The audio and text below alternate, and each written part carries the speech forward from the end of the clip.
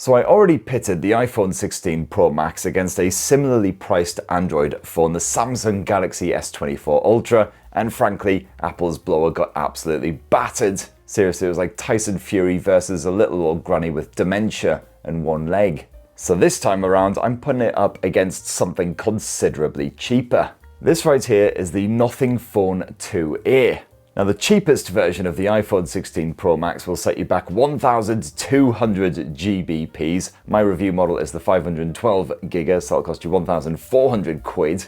Meanwhile, you can snaffle yourself a Nothing Phone 2A from just £300 from UK retailers like John Lewis. And the difference there, just for illustration purposes, is roughly 900 cans of Birra Moretti from Tesco's, assuming you're a club card member. That's approximately enough beer to drown a f***ing giraffe in. So is the iPhone 16 Pro Max worth that extra cash? Well, let's find out. And for more on the latest and greatest tech, please do subscribe and ding that notifications bell. Cheers!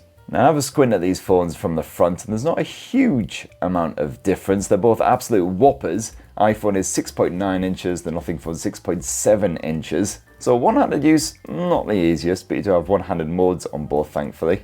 Although the Nothing Phone sports a slightly smaller screen, the bezels surrounding it are a bit chunkier, so the dimensions are roughly the same. But the most obvious difference is the Nothing Phone doesn't have a massive floating turd of a notch up top. And designed quite similar in many other ways, you've got a flat edge on both with thankfully rounded corners to make it a bit more hand-friendly. But all the action is around the arse end. This is where the design significantly changes up. You've got the standard matte glass finish here on the iPhone, which we're very well accustomed to from the past several iterations. Whereas the Nothing Phone goes for a jazzy transparent finish instead, so you can actually see those innards. And of course you've got the flashy glyph disco lighting going on as well. And the camera bump here on the Nothing Phone is far more subtle and also centrally positioned. So as a result, the Nothing Phone 2A is not only slimmer, it also doesn't shake like a shitting dog when you're poking it on a desk. On the flip side, the Nothing Phone 2A has a recycled aluminium frame coated in plastic and it's a placky arse as well. So it certainly doesn't look or feel as premium as the iPhone 16 Pro Max, which is a big old titanium bugger. But on the flip side, the Nothing Phone 2A is also noticeably lighter than the big old brick that is the iPhone. Weighs just 190 grams, pretty good for a 6.7 incher, and so far, touch wood, that plastic finish has proven fairly resistant to scratches and nicks and scuffs. Got a couple of very light nicks down here at the very bottom edge, but that's about it so far after many months of punishment. And also it's a glossy finish on this bad boy, unlike the matte finish on the iPhone, so even with quite light fingering, it gets rather mucky, just like your mum. And the Nothing Phone 2A is IP54 rated, so pretty resistant to dust, and it's also splash resistant, so it can get pretty moist. But don't go actually dropping it in water because it probably wouldn't like that very much at all, whereas the iPhone 16 Pro Max is IP68 rated, so it can be fully submerged. As you yank it out, give it a good toweling off, it'll be alright. Although water does tend to infiltrate the speaker and the mics far too easily, bulking them up for a good few days on occasion, I've noticed. So overall, the iPhones have got the more premium design, as you would kind of expect, but the Nothing Phone definitely has the jazzier design, a lot more interesting to look at. It can't be easily confused for a phone from literally years ago.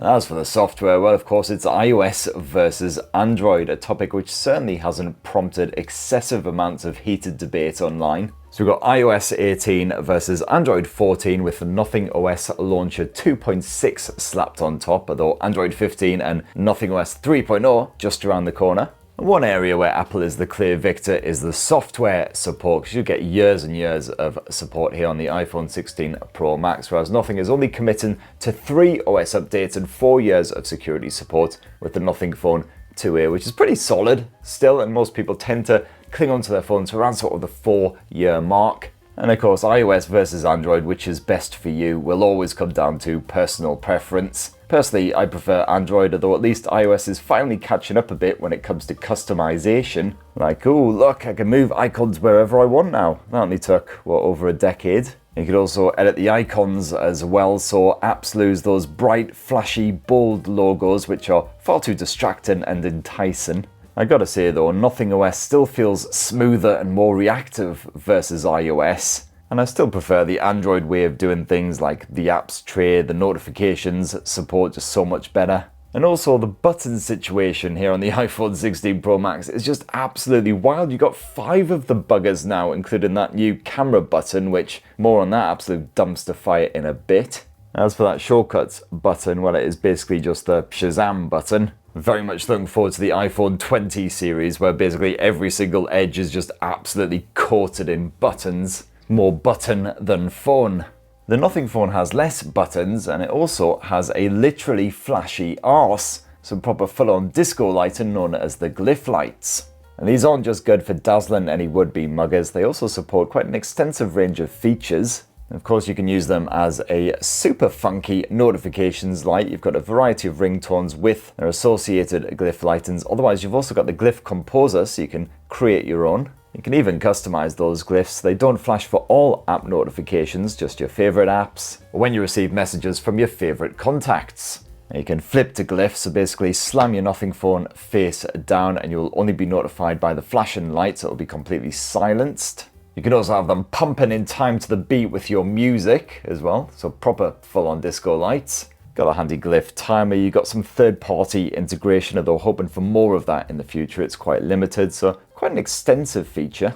And then of course there's the hot topic of AI, and of course we're all eagerly waiting for a bit of Apple intelligence, because there's bugger all sign of it so far. And according to Apple's marketing strategy, it appears to be the best feature here on the iPhone 16 Pro Max, even though it doesn't actually exist yet. Here's hoping that by Christmas some of it will have trickled out. Meanwhile, here on the Nothing Phone 2A, we do actually have a smattering of AI features on here already, just a handful, not as many as its Samsung and Google shaped rivals. So for instance, you've got the ChatGPT widget support. You can get AI to craft a wallpaper for you if you can't be bothered to actually download anything decent. Just a few wee bits like that. I'm certainly expecting a lot more AI shenanigans to be crammed in here in nothingOS 3.0, which is imminent. As for the storage, well, the iPhone 16 Pro Max comes with 256 gigs as standard. Here on the Nothing phone, you will have to stump up a bit of extra cash to get 256 because it's just 128 on the base model. There's an extra 50 quid or so, so we're down to like 850 cans of Birra Moretti now, god damn it.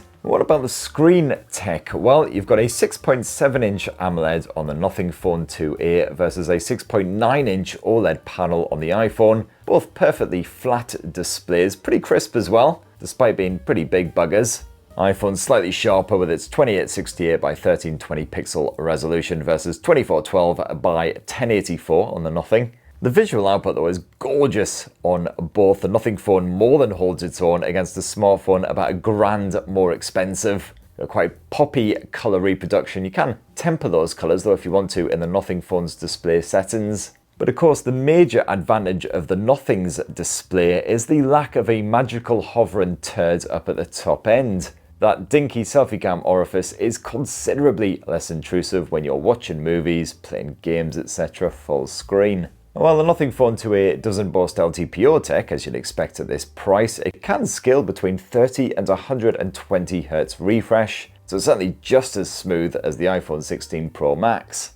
And when you max out the brightness of these displays, there's really nothing between them. The Nothing Phone 2A just as eye-searingly, retina-explodingly powerful as the iPhone, so clear visibility when you're outdoors, no worries. And of course you've got a stereo speaker setup on both these phones, so let's pump up that volume, see how they compare. Now your Uncle Spurt's wallet has taken a proper hard kick in these past couple of months, what with moving house and, you know, still being an alcoholic. And now the Nothing Phone 2A. So I've decided to take inspiration from top YouTube facehole MKBHD and basically nick his idea for a wallpaper app that absolutely rinses his loyal fans for every last shiny penny. And honestly, to my knackered old lugs, they both sound very similar. Pretty good for smartphone blasters. Peak volume about the same. I'd say probably slightly more bass out of the iPhone. That's about it really. What about that performance? Well, of course, it's Apple's own A18 Pro silicon stuffed inside of the iPhone 16 Pro Max, whereas the Nothing Phone 2A is powered by MediaTek's Dimensity 7200 Pro. It's custom tweaked by MediaTek especially for this phone.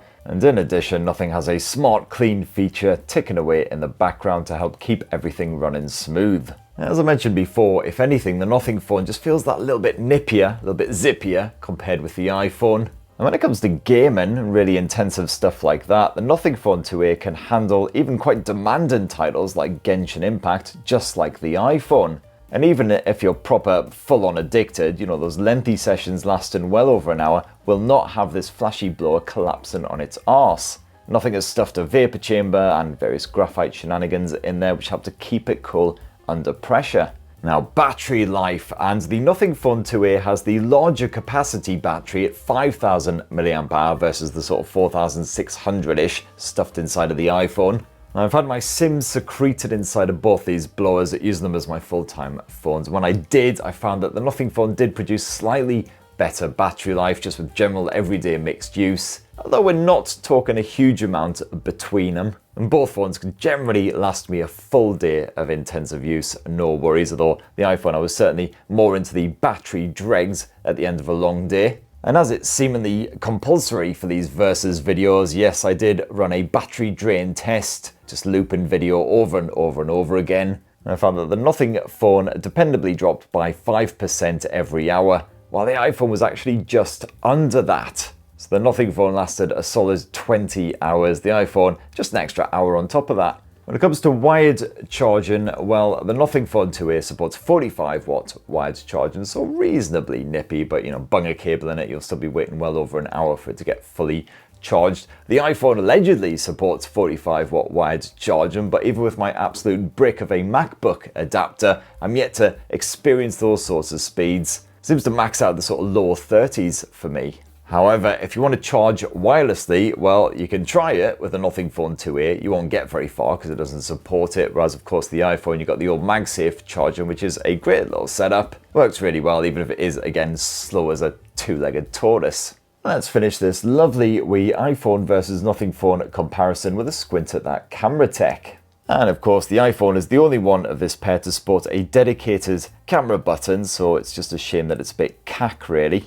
I can only assume that whoever at Apple is responsible for this has basically hands like salad fingers, because I just find it really awkward to grow up all the way over here to actually use the camera button to take photos. Otherwise, you can also do a weird sort of double tap thing to bring up the zoom and everything, although that doesn't seem to actually want to work anymore. The camera button itself actually stopped working for an entire day for me as well until I reset the iPhone. But honestly, to zoom in and out is just so much easier and quicker and more comfortable just to use the on-screen buttons that existed in the first place. Once again, Apple's solving problems, or trying to solve problems, that didn't exist in the first place. And there we go. With the reset of the phone, it is once again functioning, but as I say, it's just so awkward, especially with the positioning of the button. It's just no. Anyway, disregarding that button, you've got a 50 megapixel Samsung GN9 sensor here on the Nothing Phone 2a versus a 48 megapixel whatever the Apple uses, because it doesn't bother to tell anyone, both capturing 12 meg images by default. Now, Nothing's Ultra XDR Smarts can capture 8 shots at different dynamic levels and combine them into a tasty HDR pie. So you'll get quite similar results to that iPhone in sharp contrast. You won't get natural looking photos on either by any means, but those darker areas are more brightly reproduced, which some will prefer. In fact, some of my Nothing shots actually looked a bit brighter than their iPhone counterparts with even more vivid tones. However, like the iPhone, the Nothing Phone 2a is certainly prone to occasional bouts of oversaturation. In fact, I saw even more of it on occasion here on the Nothing Phone. And like the iPhone, there's no dedicated night mode here on the Nothing Phone 2a. It just automatically prolongs the exposure in low light conditions to get a brighter shot. It actually shoots a bit faster in darker conditions versus the iPhone and occasionally spaffs out less grainy photos, but the iPhone usually beats it hands down when it comes to detail. And both phones can shoot raw images as well for editing on the fly. You've got a full-on expert mode here on the Nothing Phone 2a, which you don't get on the iPhones. You can fully tweak the likes of the ISO levels, shutter speed, white balance, etc. Here on the iPhone, the manual controls are a bit more wishy-washy, just basically tweaking the tones, the general warmth. Of course, you've got the usual random selection of filters. And both of these phones also serve up an ultra-wide angle shooter if you want a more dramatic angle. But only the iPhone also sports a telephoto shooter, which is pretty handy for getting closer to your subject, for example a more subtle portrait snap. And for your video needs, well, both phones shoot at 4K resolution max, although it tops off at 30 frames per second here on the Nothing Phone 2A, whereas the iPhone can shoot up to 120 frames per second at Ultra HD resolution. Quite handy if you want to slow things down in post-edit. So yeah, the iPhone's certainly superior in this area, though the Nothing Phone more than holds its own when it comes to just basic, simple home movies. For your video type shenanigans, well, it's a 12 megapixel selfie cam here on the iPhone 16 Pro Max versus a 32 megapixel on the Nothing Phone. But the Nothing Phone does max out at full HD when you are shooting a bit of video with the front facer versus 4K again for the iPhone, and both have perfectly good mic pickup. And there you have it, my lovelies. That in a nutshell is how the iPhone 16 Pro Max stacks up against a smartphone that's about $1,000 less than it. And the whole point of this video was basically to demonstrate that you don't need to spend silly money on supposedly one of the best smartphones around, when most people will be perfectly happy with something that's about $1,000 cheaper. Yep, the iPhone does have its advantages over the £300 smartphone. So for instance, you've got the wireless charging, you've got that telephoto camera lens. But in a lot of areas, it's incredibly close between these two, including the likes of the battery life. The gaming performance is absolutely fine. Despite this phone costing £1,000 less, got a pretty smooth frame rate and that Genshin Impact. And honestly, the overall everyday software experience, I still prefer the Nothing. So what would you rather have stashed in your pants, the iPhone 16 Pro Max or the Nothing Phone 2A and about 900 cans of Birra Moretti? Obviously you probably wouldn't get all that beer in your pants as well, that would be just like in your fridge preferably. Do let us know down in the comments below. Please do poke subscribe and ding that notifications bell for more on the latest and greatest tech, and have yourselves a ruddy wonderful rest of the week. Cheers everyone, love you.